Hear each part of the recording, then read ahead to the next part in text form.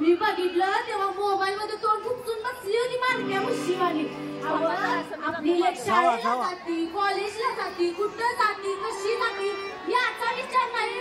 जान्हवीचं कसं होणार, तिला बाळ झालं का नाही, होम मिनिस्टरचे भाऊजी कुठल्या रंगाची साडी आणणार याचं बरे डोक्यात टेन्शन.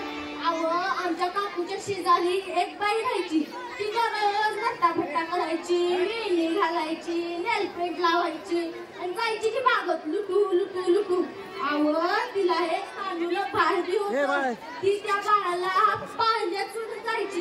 मी तिला म्हटलंच काय बरे नट्ट वगैरे जातीच बाळाला सोडून आणि ती सांजला ती ढसा ढसा रडायच लागली. पण तू थांब, रडू नकोस. अगं मैत्रिणी, या भारतभूमीमध्ये तुझ्या नारीसाठी जन्म झालाय, गर्व बाळक तुझ्या बाईपणाचा. कानापत्राची बहीण हवाय, कानापत्राची बहीण हवाय, अशा नारीमध्ये तुझा जन्म झालाय.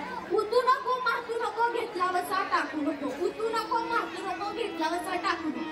अगं समजा जग आहे तुझ्या पाठीशी. आता तर मुख्यमंत्री साहेबांनी लाडकी बहीण योजना सुरू केल्या, महिन्याला 3,000 रुपये मिळतात. आता तर 3 महिन्याचे माझ्या बँक खात्यात जमा झाल्या.